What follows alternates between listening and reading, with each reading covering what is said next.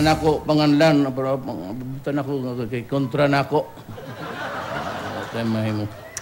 Ang atong Executive Secretary si Salvador Medaldia, muna nag-introduce na ako nga Binisaya, pero makitanaw ni mo bugat kay Ilocano na. Secretary Martin Andanar, Mindanao ni. Niya daghang uyab, mo ni demandado karon. Yan ako pag-abot ang panahon, resign na lang. Secretary Ernesto Abelia, usa kani ka pastor nga akong gihangyo nga mahimong presidential spokesman. Buotan nga tao ni. Secretary Adelino Sitoy, makaingon ko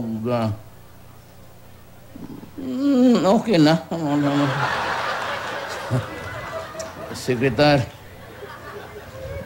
Lloyd Dino, ang nitabang sa ako na itong panahon nga wapay mudawat na ako nga rin, siya'y nangunay. May gani kay na tabang. Unya, amigo ba mo ni Mayor Osmeña? Erba?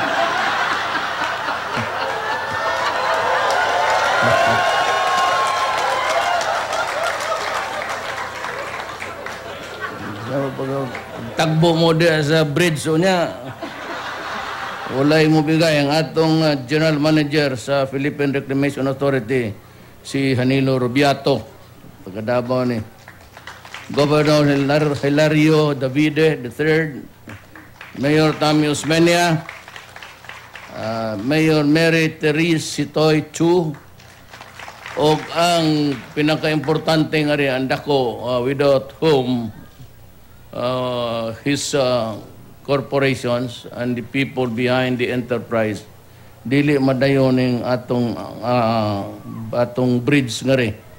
It's a toll bridge, it's still fair, and it would be changing the topography and the demography of Cebu itself.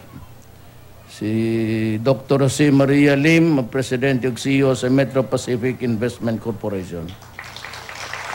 Si Mr. Rodrigo Franco, akong sangay, maay pa kada. Ang iyang pagkatao, President sa Metro Pacific Tollways Development Corporation. Sige na nagdawat o kwarta na inigagi ninyo. Kamu mga hold-upper nga rin sa Cordoba, para na mo ipalit og droga, tultol na mo kasang kwarta. Fellow workers in government, akong mga kaigsuunang Cebuano. Nalipay kog dako, actually, because ang syudad nga really suffering now from lack of mobility. Dili lang kaya na mobility, it's really the total absence of infrastructure. Dapat unta to ni adto, there has been always the warning to everybody that Manila City is decaying and it lacks the infrastructure to absorb even kanang mga sakyanan nga ibaligya. I think they are selling something like 600,000 plus every year, plus. Muna yung musod sa Metro Manila infrastructure, arterial roads. Pag-abot anang panahon, inig-atras nimo, di ka na mo irog diya, kaya mo naman na imong pwesto sa kalibutan. So, the best way really to remedy the situation is to go to a mass transport system. Basta mo dako na ang syudad, ipagbawal mo na, di na nimo pasurdon ang mga private cars. Actually, dili tanang panahon. So, katong na yung mga kotse, there will be a time nga you will be deprived of enjoying the luxury of riding a car. Especially Manila, Cebu ug Davao. Ang Davao ni buto lang og kalit. May I just also would like to mention Davao, kay taga didto man ko, that we have reached the highest growth for a local government. Niigo mi og 9%, and that is why Davao is really blooming. And ang siyuta nga tog yuta Manila ug at Cebu pareho rag presyo. Medyo kaluoy sa Dios. I was able to build also Davao using ang pattern sa akong utok because I had the support of the people also. Having been there for the last 23 years, I was able to craft a city na progreso gipud kaayo. And karon gamay reway trabaho with the highest employment rate ang Davao. May trabaho para sa tanan. Pero ang tanang durugista, ingon nila, patay. Ang wa pa mahurot, tingin tumato kag Davao tanaw. Wala may problema ba? You go out at night, go around. Wala may ingong na hold up na you have to worry about kidnappers, you have to worry about muggers, then you have to worry about drugs. Kay I saw to it na paghawa na ko dito, gitapos ginako tanan. I finished off everybody which I considered would be hindrances to the development of Davao. You know, kami ni Tami Osmeña, kaming Sitoy, do not minimize our roles in society. It's not just a matter of police or criminal. Yeah, media tends to view us as like that. That you are responsible for the law and order, and that ends everything. You don't have to worry about, you forgot to worry about the garbage, about traffic, about teachers, about students, and about the general welfare of the people. I built a city. I build cities. Now, I will build a country. Yan ang trabaho namin. I am not so concerned about drug addicts. Although you can be really a problem, there is ibog kusog lang yapon. Di yun mo mutagam. Na gusto mong mahuman ang kamatayan, ang mga pare gusto wala patay. Ingnon lang sa pare, ang mga durugista, tagaan tamog listahan. I will order every precinct commander in town all over the Philippines to give you a list of the persons who are playing drugs and who are destroying the lives of the innocents. Walay problema ng inyong kinabuhi nga wasted because you are a criminal anyway and you destroy the life of a community and country eventually. There's a whale of a difference between killing an innocent person and killing a criminal. They ought not to be mixed up. I'm trying to zero in sa law and order because peace is what makes a country develop and progress. I hold it as an article of faith that in Davao we could not have survived the years right after martial law na alas 7 pa manira na nga to. When I became mayor, I said, I will do something to make our city progress. And the only way to do it is for everybody to behave. So when I said, I do not like criminals in the city because if you destroy the city, I will kill you. I do not like drugs because if you destroy our young people, our youth, ang among mo'y mabahog na mo ugma. The guys that would feed us with whatever there is available, muhungit sa among medisina, mupulit sa among oxygen o patiguang namin. If you deprive us of our greatest assets, and that is our daughters and sons, putang ina ka, I will kill you. Who's supposed to take care of me? Ang pare? Tang ina. Ngano, kano sa pa ba may home for the aged nga na? This one in Davao, it's for the dying. Ang Davao, malaki yung home for the aged. Pati pinakamalaking rehab center. I have a 32 million facility doon. Long before they said that I started to kill. It's not a matter of killing. It's a matter, you know, I took my oath of office. It does, the Constitution says there, martial law, law and order. It's all here. Nandito lang yan sa kamay ko. My oath before God and country is to preserve the Filipino people. Period. I do not need martial law.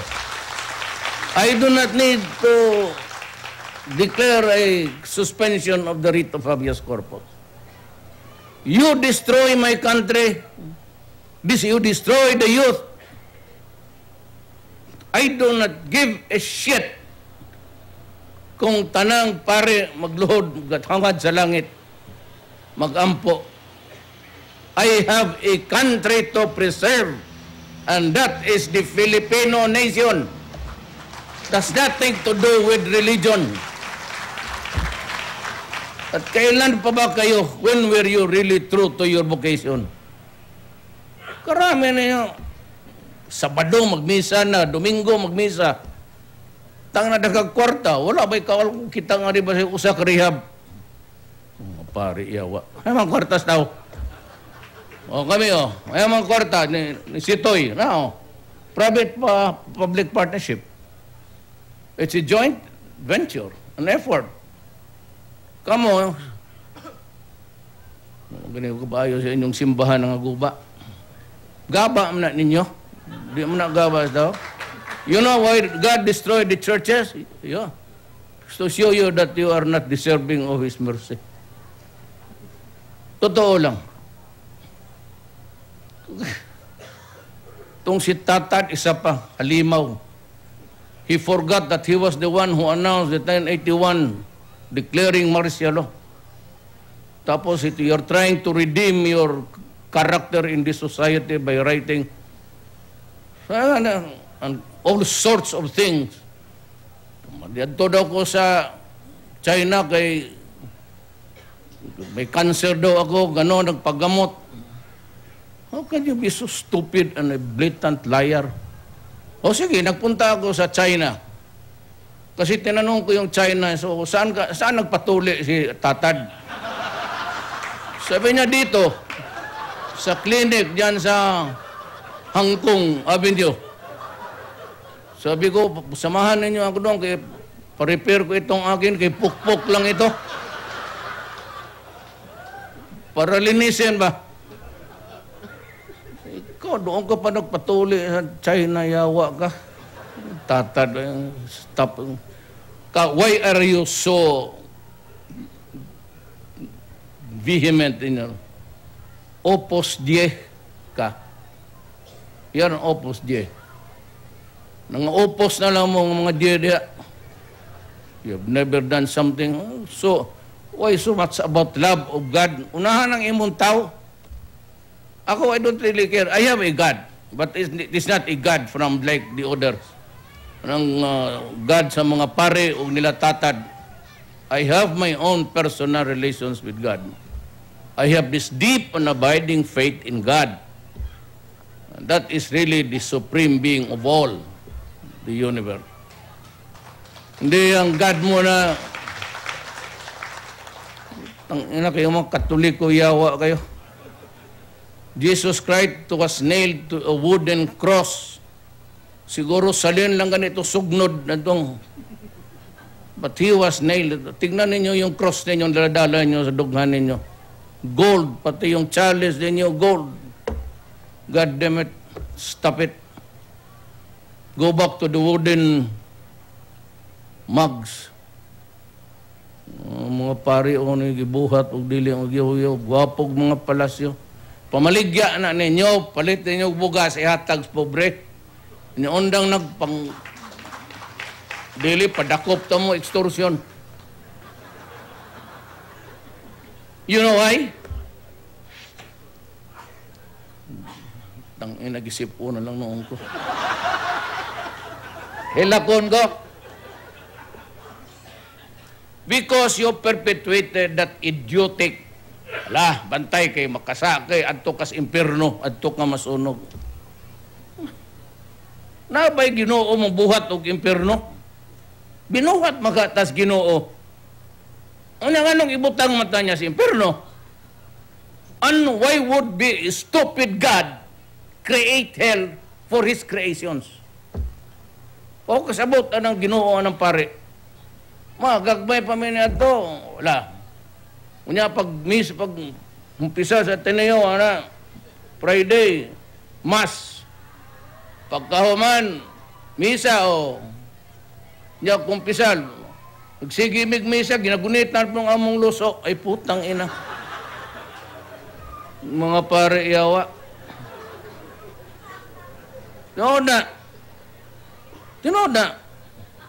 1, 2 generations up, 3 generations down. Look at your internet. Mark Falby. He was the priest who was sued in L.A. for $25 million. And the Society of Jesus had to pay for that damages because of molestations. Ang Amerikano, di magpalkansi, hawakan mo lang yung tuhod. Let's stop this because you are complicating the fight against drugs. Nobody wants to kill. But every bangag, nang nasdroga nga musukol gyud na. Kaya nga wala, I have lost 32 soldiers fighting in Mindanao against drug people. Ang laboratory sa drug doon sa Mindanao may 2 M60. Fight yun nga ito, muragira. I have lost now 29 policemen. O extrajudicial killing pa na, di ko tayo namatay sa akong mataw. Di I would have simply said, basking nakatalikod, nagtuwad, nalibang, pusila. Kasi lumalaban talaga. Niya po'y usa ka artista, what about the 7,000? What about the 4 million? 4 million people reduced to slavery. May pang slaves nga imong gipalit nga to sa Middle East, sa African slave markets, because mautusan mo pang magtrabaho. Itong 4 million na bungog na Pilipino, walang silbi na to. Wala na. It starts with a dysfunctional family. Magbuwag ang asawa.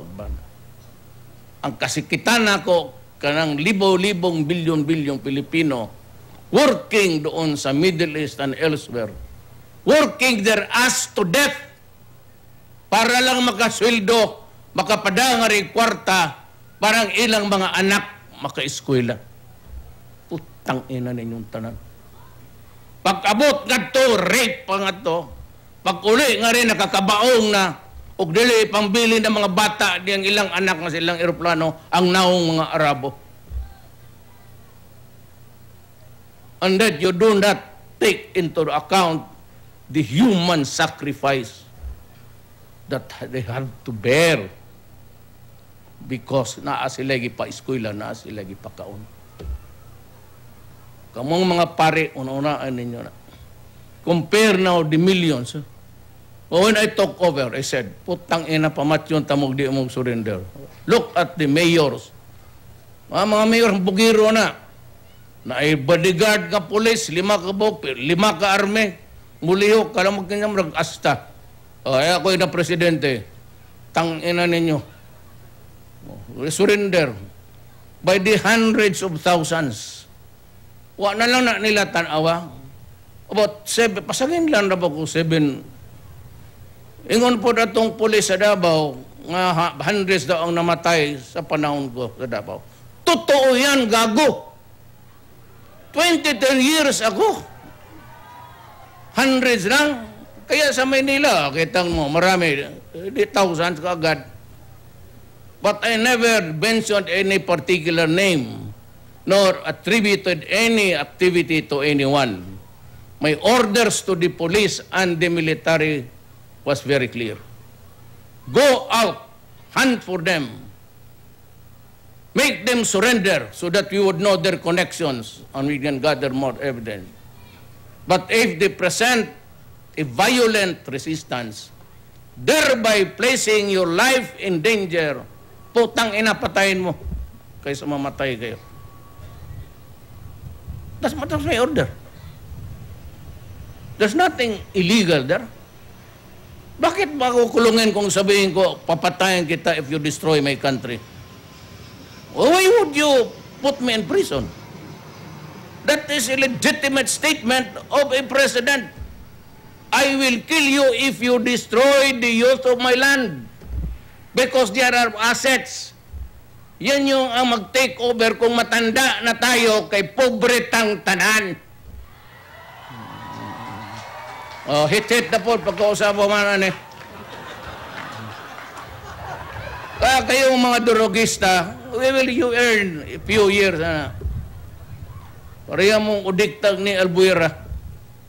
Aabutan din kayo, tignan nyo. Kaya ako totoo to ha. Isabi ko na sa inyo ngayon. Pinatawag kong lahat ng mayors ng Pilipinas in 3 groups per batch. Takang kayo eh. Pagkabot dito sa malaki yan, sinabihan ko talaga sa kanila. At sabihin ko na sa inyo ngayon, putang ina kayo. Huwag kayong magkamali. Ihiritan tagad. I have 6 years to do it and I will kill you. Even if you are the son of a mayor, wala akong pakialam kung sino kang mayor ka. Then I called the governors. Tanungin ninyo. Anong sinabi ko? Huwag kayong magkamali. Kaysa listahan. Give me.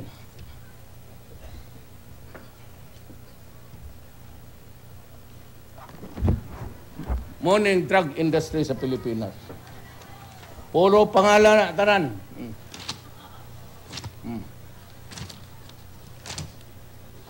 Madala na mo ko sa kaadlaw. Oh.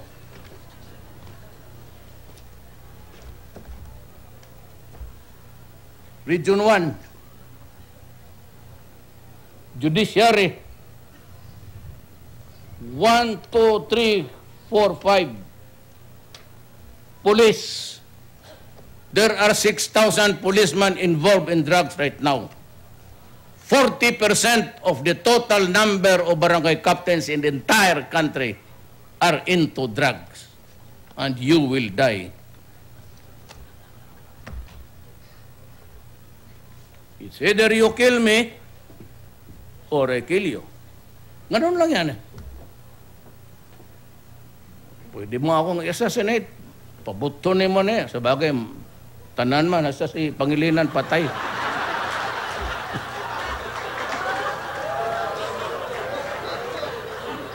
Duha mo lang na kang rinig.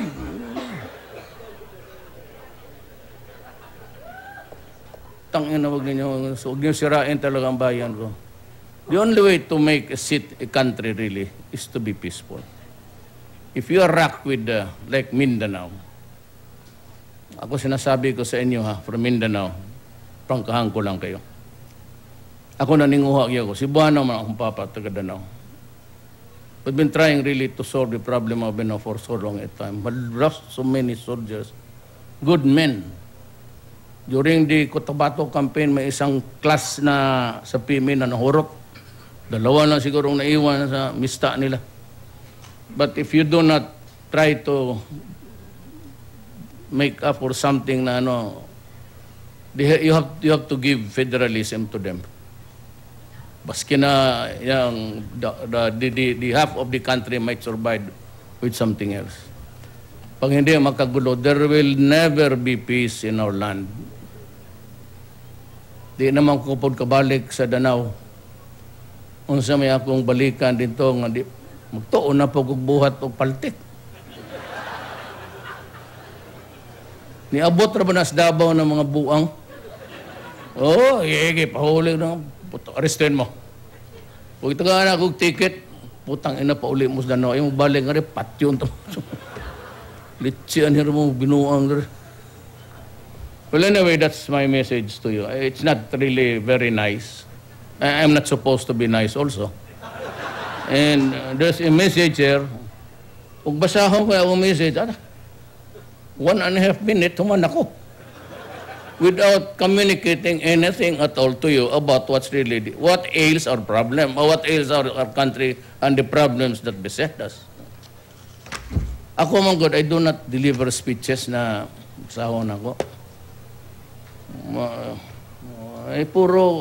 Puro civil. Minaayutanan ba? Respectful. First, I'd like to thank the people of Cebu for giving me an unprecedented majority in the last election. Around 1.4 million votes. Ay, salamat. Kanira ba mga Cebuano, suburbio ang mga yawa? Bitaw. Kaya napildi pa ko nga rin, hybrids, pabutong ko pa na. Pag yun si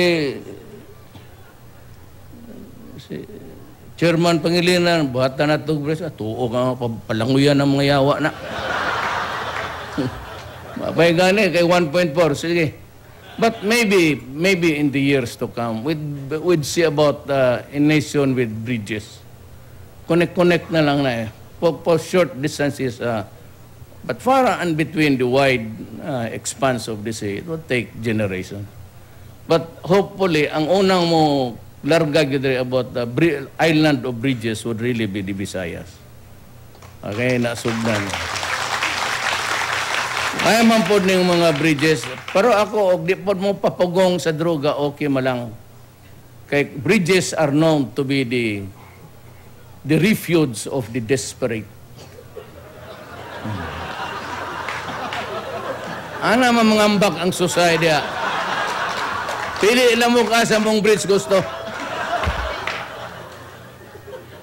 Maktan, pila na ini, kuhan niya. Kaluoy sa Diyos ang dabang bangkiron, man. Pero ang maktan, daghan ang nangambak niya. Naimay na, mabot. Padugin ninyo, pagkahuman. Okay. Labi na ka mga durugista, bitaw. Bitaw, undang mo, anak. O gusto mong maundang ang patay, ugma dayon, buhiin ninyong droga. Tambagin ang inyong anak. Ayaw yun magsodya. Stop it. Mga pare, all you have to do is to convince the guys. Go around and find out who are connected with drugs. I know you can do it. You have plenty of money from your collection. Suruin mo, pagbaon ng puso o buwad, asa mo abti dito mo kaon, unya pangitag babae dito kay ang mayora ba sa Davao og kadaghanang pareho og sakit tagduway asawa. Bitaw. That's I am committed to stop drugs before I go out. Which means to say, Father, Monsignor, Bishop, which means to say marami pang patayan to. Kasi lumalaban talaga yan. It will not end tomorrow. For as long as there is a drug pusher and a drug lord, hindi ko pwedeng, do not give me that shit about, to si Duterte, he goes only for the poor, mahirap. O sa may poor nga mahirap, kadagko ninyo kita, anak. Unya, ug walay musuroy og baligya, mapundo ang droga, walay distribution, mapundo lang sa bodega, walay kaso. O naamoy daghan runner, wala po'y supply, kaya gipamatay, walay problema. Pero kung naay supply, o niya naay tigbaligya, usalag mo ka aparatos. You're part of an organization. So it does not really matter to me at all if you are the biggest drug distributor o ikaw ang pinakapobreng Riz Cordoba, kay pareho mo nagkonsabo parak sa kadautan sa inyong isig katao. Muna dagwa mo kasabot. Hilom naman kayo mo, mahilom naman ako, daghang salamat.